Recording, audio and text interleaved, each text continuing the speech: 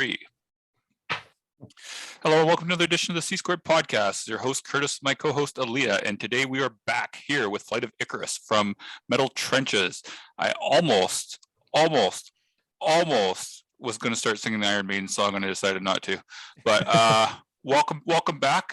Today we're going to be talking about a topic that is very near and dear to all of our hearts, which is going to be cringe metal versus gateway metal, apparently. I believe this was started by Flight of Icarus a few days ago or last week with a video that he did. I have not watched the video, I have to admit. Aaliyah did. Missing out. I'm sorry. I planned on it. You gotta watch it, Curtis. I planned on it, but my kids were having meltdowns all day, so I wasn't able to. That's my excuse, and I'm sticking to it. So anyways, to start this off, I'm going to hand it over to Aaliyah to get the conversation rolling. Sure. So just a little bit of context, because just so it's not out of the blue, we were recently just talking with a guest about gateway metal, and bands like Metallica were brought up. These are bands that are like well respected by metalheads, and then I was starting to think, well, what about bands like Five Finger Death Punch or something like that are more relegated under the umbrella of cringe, perhaps. And yeah, Flight of Icarus just did an excellent video, a tier list of the cringiest bands in metal. Recommend everyone go check it out. So let's just kick things off. Let's start with a broad question. What do you think is the difference between gateway metal and cringe metal? I mean, it's an interesting question because I think there's a lot of overlap there. And I didn't even think about it when I was making that cringe tier list, but a lot of the bands on that list most certainly would be good potential gateway bands too. And I think that's a disclaimer too, is I always say like cringe doesn't always mean like bad. They're not one and the same. Like there are plenty of cringe bands that I enjoy and I find to be fun. It's just a matter of like the lyrics and the topics and kind of the over dramatic side of it sometimes. So as far as like, is there a difference? It's like, I don't know. I guess the extra, so a gateway band, let's look at something like Metallica. Which ended up on the cringe list too, but extremely low because they have their cringy moments with certain songs, but they're not like really over. I don't think of them necessarily like when I think of the most cringe bands. They're definitely not the first thing that comes to mind. Either. Yeah, but they're definitely like a gateway band. And also, I think that something like Ice Nine Kills is definitely also probably a big gateway band for a lot of kids right now because they're pretty big. Same with like Motionless in White. I think those are definitely solid gateway bands. You got to start somewhere, I always say, but they also just happen to be pretty high on cringe when it comes to the lyrics, the makeup, the image. I included Slipknot on there too. And the fact is like Slipknot was my gateway band. Like that was probably the biggest gateway band for me was when their debut came out. But I can self-reflect and look back on, some of the lyrics, the fact that they even wear it. I mean, I wear a mask, so I joke that like I'm cringe too. So like there's definitely something to be said about how cringy that is. So I think there's a lot of overlap there, but it's just that extra layer of, okay, they're accessible, but they also do that little extra something that kind of makes you like, especially reflecting back on it, probably kind of be like, it's a little cheesy at least. I don't know if that answers the question or not. Yeah, I think so. Curtis, Curtis, we cannot hear you. I'm gonna bring out the bingo card. Can you hear me now? Yes. Perfect. So I have a gotcha question, which is basically black metal. Those are the only two words I need to say. That was in the comments too of my video because it's true. I mean, a lot of black metal, just almost by its very nature, especially if you're not, it's funny too, because it sort of depends on, are you in the in crowd or are you on the outside? And I think to people who like are deep practitioners of black metal, so to say, it's not cringe. It's like the lifestyle. But if you're on the outside of that looking in at people walking around with the corpse paint and all the lyrics about death and misery and it's very I joked on Twitter the other day too, like maybe a couple months ago, that there's not that much of a degree of separation between black metal elitists and hardcore elitists. It's just a matter of they choose different like fashion and lifestyle, so to speak, but they kind of have similar attitudes. But yeah, absolutely. I think black metal is definitely included in there, even though I'm a big fan of it myself. I agree. Yeah, and that kind of leads into another topic I was thinking about. It's like, are there other genres where like being cringe is kind of more accepted or more common? Yeah, I think the two main ones that come to mind, I mean, number one is new metal. Like new metal is just like brimming with cringe. In fact, I was considering doing an specifically new metal bands ranked by cringe level, and I may still do that. But I started to kind of like please piece, do that. I started to piece it out in front of myself, and I was like, fuck, this is really hard.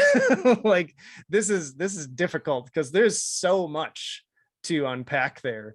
And again, a lot of those bands ended up on the main list, but even if we expand beyond the ones I included to Korn, Mudvayne in particular comes to mind. Really a lot of Disturbed on some level too. Like there's so much, and I think it's sort of like part of the aesthetic. Like it is almost corny by design, and that's what I personally like really enjoy about it. Like I love just like I can't tell you how many times, like even in my adult life, I'll just throw on break stuff from Limp Bizkit, and I know how cringe it is for me to be in the car blasting this like white rapper with these corny lyrics, but it's just so much fun. And then the other one that comes to mind is definitely metalcore, because again, that already includes stuff like Ice Nine Kills, but even especially now, like even more so, I feel like a lot of bands, we joke that like every metalcore band eventually goes butt rock is kind of the saying right now, and it just continues to prove to be true. Like the latest Parkway Drive track is totally cringe, if you ask me, to the point that I don't really enjoy. I like that one. Like, That was one of their few like songs I actually liked. Oh, sorry. Yeah. No, it's all good. And I always tell people too, like, you like what you like. Like, I'm not here to gatekeep and tell you that like you shouldn't enjoy these things. Because again, some elite will still come up to me and be like, "You like Limp Bizkit? You're fucking lame." And I'm just like, whatever, dude. Like, you're the I stole the Office quote from Steve Carell. Says at some point to, I think, Toby, he says, "You are the thief of joy." And I think that's so true when it comes to those people. But yeah, metalcore is the other one, where I do think it's not only accepted, but it's almost like it's just like part of it, kind of like with new metal in a little bit of a different way. But I feel like with metalcore, there's less self-awareness, because like I can joke about, say, Limp Bizkit or Slipknot or something like that, and some people will get mad, but for the most part, the vast majority of comments is people being like, "Yeah, it is, but it's so much fun." And I'm like, yeah, exactly.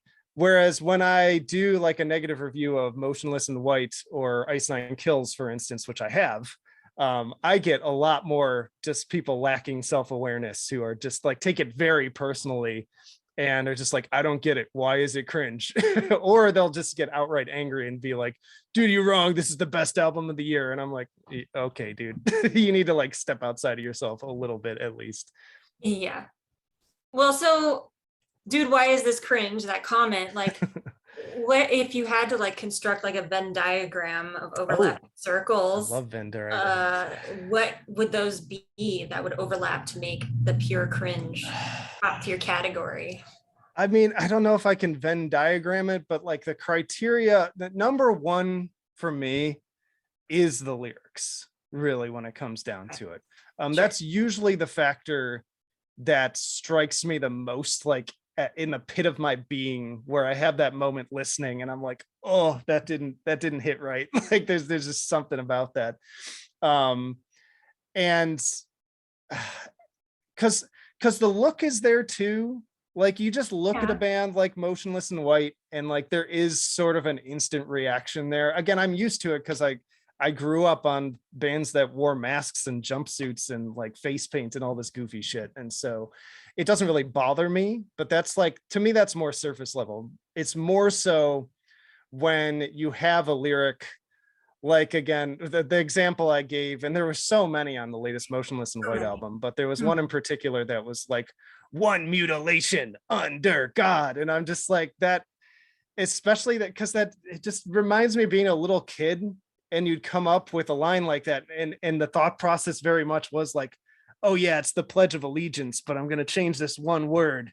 And now it's gonna be like so edgy and cool. And that to me, like when it just takes me back to being in that childhood and adolescent mindset when you thought that was legitimately cool. But now you're seeing an adult do it. And that's usually my comment too, because Spencer, I realized from Ice Nine Kills, and I think Chris Motionless too, like they're like the same age as me. And so I can totally imagine myself at 16 writing these lyrics, and you get a pass because it's like, yeah, that you're an idiot when you're a teenager, and that's kind of how you think. But to be an adult and write lines like that, it just rubs me the wrong way. And sometimes again, it can be fun. There are Slipknot lines like that. But I think if there's like number one factor there, it's that very adolescent mindset of, and also like that really tough guy stuff. Like I said a lot about Five Finger Death Punch, when you just like have this overinflated ego that seems to be making up for something, that's another element there that definitely like stands out. I can almost like smell the insecurity at that point. Yeah. I'm curious about something. You thought the new Ice Nine Kills was cringe versus what's the right word? Fun? Because I get the impression that they weren't taking themselves very seriously with what I heard. They are and they aren't. Like Fair. that's a tough one. And I did get some comments like that. And I think that's fair. And Yeah. I would agree that on some level it is fun, even though I didn't put them technically in the fun, but the cringe but fun tier. Because I think it escalated a little too far beyond that for me, where I was Fair. still able to have fun, but the moments that took me so far out Fair. that I was just like, no, like that's the line for me. A good example. Somebody was even asking me too, like someone asked me who really enjoyed that Motionless in White album. They're like, okay, which song off this album did you actually enjoy the most? And I said, it's kind of funny because it's Werewolf, which is like the poppiest song on the album. It's almost like a 80s poppy, like Michael Jackson-y kind of sounding track. And there's definitely corny lyrics on there, but it's written well enough that it doesn't really bother me. It's just like, it's a fun, danceable song. And I appreciated that. Ice Nine Kills had some really solid tracks on there too, that I did actually enjoy. But then that you have that key moment that again is like, it encapsulates the whole album for me, even though there's so many moments. But at the end of the Chucky track, they do this little na fuck you, and I'm just like, I remember that. That is the lamest shit. Like, I'm sorry, and I know other creators like Quest for Metal says that that's like his favorite part on the entire album. I thought it was funny. Yeah, and I get a lot of people saying that, but to me, it's just I don't know, something about that it just doesn't sit right with me. And I do feel like the music videos are a little too try hard.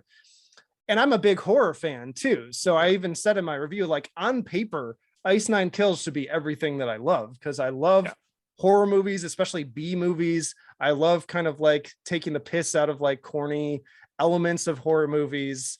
And I like metalcore. But something about how they put it together, even though they say they don't take it seriously, the way, I think part of it too is the way Spencer like kind of handles himself in those videos. It doesn't feel like he's totally not taking himself seriously. Like there does feel like there's some element there that like, oh yeah, even though I have this break in the like the hip to be square moment in the American Psycho cut on there. Like it is, I do kind of like that part where he does like the little speech from the movie and he's sort of like making a meta commentary on their own music.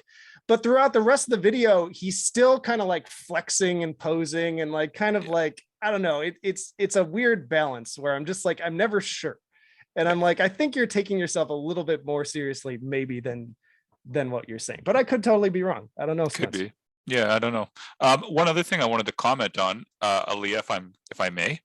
Yeah, go ahead. Cool. Is I think it's also could come down to the fact that we're not the audience for these bands. Oh, totally. You know what I mean? Like, I don't know, if I was 16, 15 years old, I might be totally into Motionless in White or one of these other bands, you know what I mean? So I again, it comes down to like what's actually cringe and what's actually a gateway band, because I mean, like when I was growing up, when I was 10 or 11, it was all glam metal.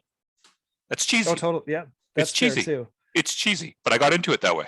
You know what I Cheesy mean? but fun. Yeah, and maybe there is like maybe the overlap's even bigger. Like if we're going back to the Venn diagram thing, like Yeah. maybe those two overlapping circles are almost on top of each other because, I mean, it's what appeals to that adolescent kind of mindset. And I agree with you. Like if I was 16 now, I probably would be listening to stuff like Motionless in White and Exactly. Ice Nine Kills, looking back at what I was listening to then. Like even it's been really fun doing my new metal tier list album by album and walking through it because it's taking me back to all these albums I used to listen to. Some of them still hold up really well. Some of them I still have fun with them, but I listen to lyrics and I'm like, oh man, like Head PE has some lyrics on those albums that you would not write today. Like it just would not fly. I mean, maybe they still would, I don't know. But Dope too on some level, which they actually just put out a single the other day, which I didn't particularly enjoy. But I think those are good examples of bands that, you know, they're like super cringe and kind of lame on some level, but I still have some nostalgia for them because I got into them at that age. So again, in terms of the gateway piece, I don't begrudge anybody. Like I don't hate people for enjoying those bands. Like I think that's where I draw the line. I do get irritated when I see creators be like, this band sucks and you shouldn't listen to them and they're just absolute garbage. Like I don't want to be that person. Like Fair. I want it to be lighthearted. We're having fun. We're being a little self-aware. We're recognizing that everybody has bands that they enjoy that are kind of cringe, and that's fine. And I think that is a fair like gateway element that if it brings people into the scene and ultimately maybe down the road they get into something like Imperial Triumphant or Gorguts or whatever, then that's great. You know, whatever. I agree. Which brings me to the ultimate question, which I should probably let Leah speak next because she hasn't asked anything in the last few minutes. Well, I think like, but at the same time, I mean, like you said, they also can do a lot of good. Like a really good example is our all-time favorite band, Nickelback, who are a little bit on the heavier side. They have gotten people into heavier music. They have. Totally. And they have catchy songs. They've probably sold more albums than almost anybody else in the world outside like Metallica and AC/DC in the last, I don't know, 30 or 20 years or whatever, however long they've been around.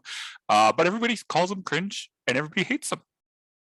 Well, it doesn't help that they have that song that has the lyrics, I like the pants around your feet. I like the white stains on your dress. I know.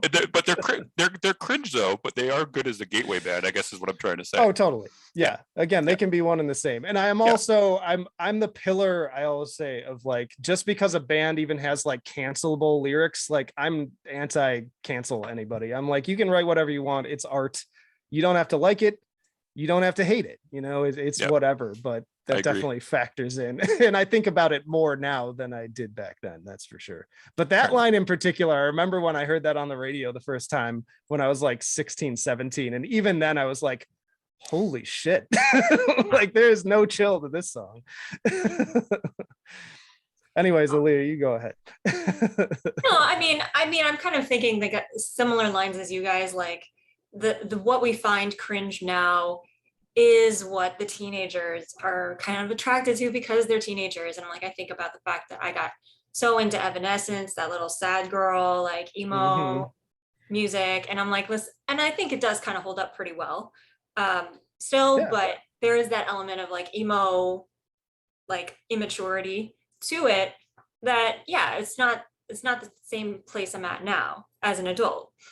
And so, I think, is being cringe a strategy for bands to like actually appeal to younger fans?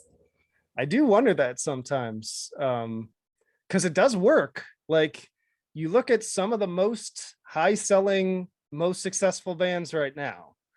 And if I'm being really just blunt and honest, and this is going to be really blunt and honest, but I'm just going to put it out there. They either have a really attractive female vocalist and very talented too, I'll add, because that's why I enjoy some of those bands. Yes, you have to be both. You cannot be only one. Yes, you can't be only one. Because I've seen that fail too. I have seen plenty of other bands with a very, by my perspective, a very attractive female vocalist who is not a good singer, and they don't succeed.